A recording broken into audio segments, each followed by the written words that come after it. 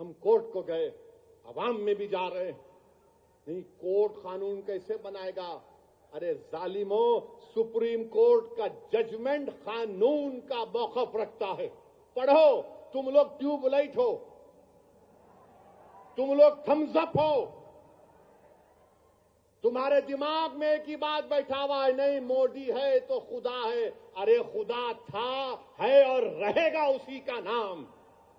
آئین ہے اور رہے گا, مگر اس طرح دھمکی دینا عدالت کو.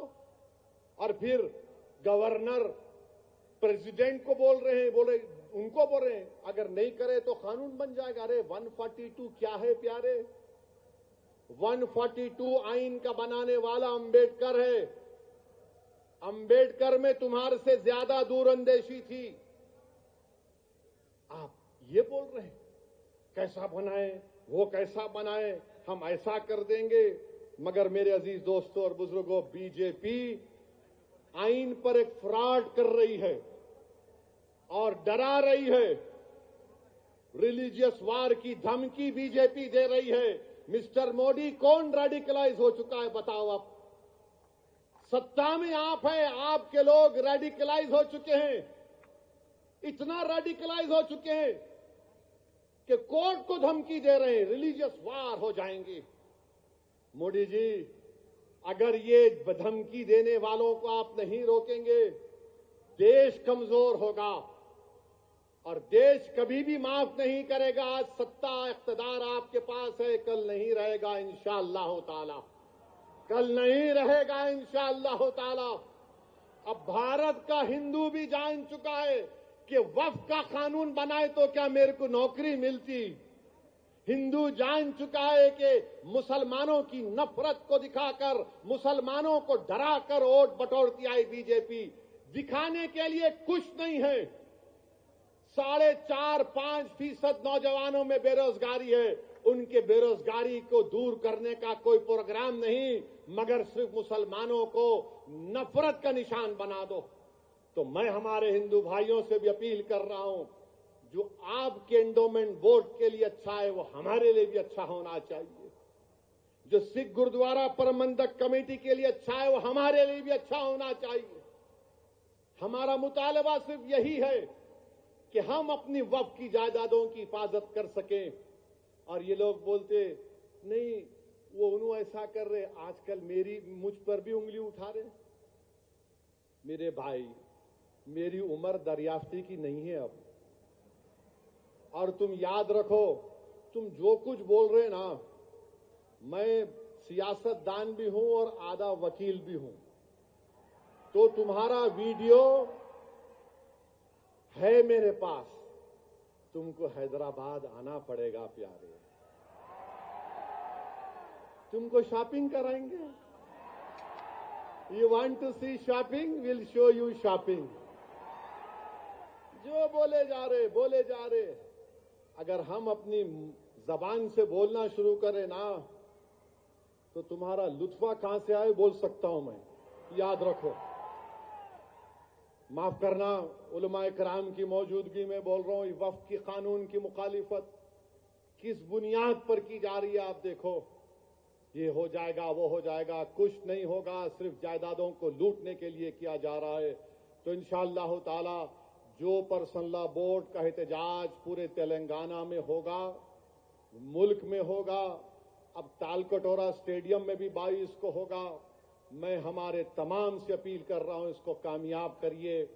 آپ سے بھی اپیل کر رہا ہوں کہ ہم کو ایک لمبی لڑائی لڑنا ہے جمہوریت میں.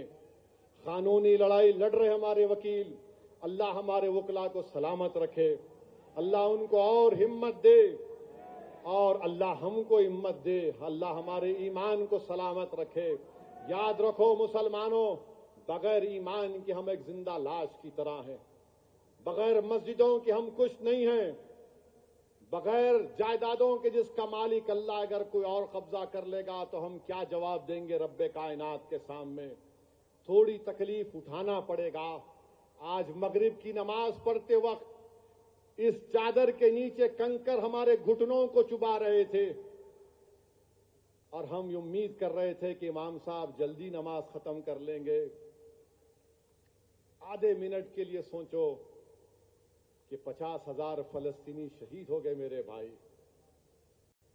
11 لاکھ بے گھر ہو گئے, 15,000 بچے مارے گئے, 18-17,000 کے قریب خواتین شہید ہو گئی ہیں. مگر ان کا جذبہ دیکھو, وہ کہہ رہے ہیں کہ ہم مرنے کو تیار ہیں مگر اپنے ایمان کا سودا کرنے کے لیے تیار نہیں. تو بھارت کے لوگوں, تم کو مظلوموں سے آواز آ رہی ہے کہ حق کی کامیابی کے لیے, باطل کو شکست دینے کے لیے ہم 75 سال سے اپنی نسلوں کو قربان کر دیے.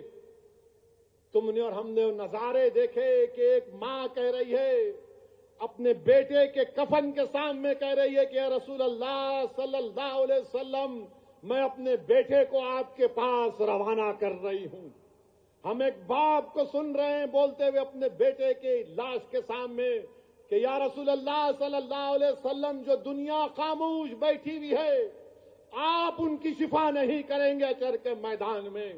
میرے عزیز دوستوں اور بزرگوں, ہم کو صرف پرامن احتجاج کرنا ہے تاکہ ہم آنے والی نسلوں کو بتا سکیں کہ 2025 میں ایسے بھی نوجوان اور بزرگ اور خواتین تھے جنہوں نے وقت کے فرعون کے سامنے جھکنے کی تو بات تو چھوڑو, انہوں نے اس کی تکالیف پر اف بھی نہیں کہا. ہم جمہوری طریقے سے لڑیں گے. ہمارے کسان بھائیوں نے ہم کو راستہ بتایا, قانون کو واپس لینا پڑے گا. جیسا کہ مسلم پرسنل لا بورڈ کا نعرہ ہے, دیش بچاؤ, سنویدھان بچاؤ, وقت بچاؤ. تو نعرہ لگاؤ, سنویدھان بچاؤ, وقت بچاؤ, سنویدھان بچاؤ, وقت بچاؤ. آپ ساتھ ہیں نا ہمارے انشاءاللہ تعالی. یاد رکھو, تم ساتھ بھی نہیں ہیں تو ہم حسین کا پرچم لے کر کربلا میں اتر جائیں گے, کیونکہ اگر تم ساتھ ہوگے تو یزید کو معلوم ہو جائے گا کہ یہ حسین کے غلام ہیں, یہ طاقت کو دیکھ کر جھکنے والے نہیں ہیں. تو میرے عزیز دوستوں اور بزرگوں, پرامن طریقے سے اپنے اپنے گھر کو روانہ ہوئیے, جھنڈے مت لہرائیے. اب نعرے لگانے کا یہاں پہ وقت ختم ہو چکا ہے. پرامن طریقے سے اپنے گھروں کو جائیے. بڑی تعداد میں ہماری ماں اور بہنیں بھی آئی ہیں, میں ان کا شکریہ ادا کرتا ہوں. نعرہ تکبیر. السلام علیکم ورحمۃ اللہ وبرکاتہ. سمع اللہ لمن حمدہ. اللہ.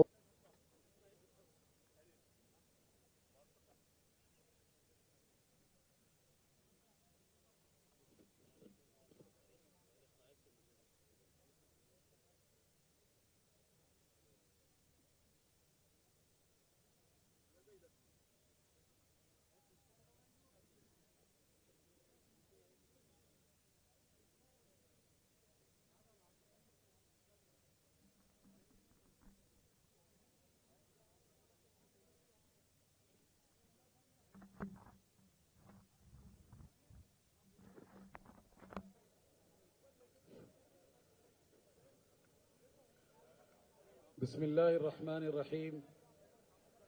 الحمدللہ والصلاة والسلام. میں یہ امت جیتی بھی ہے اور مرتی بھی ہے.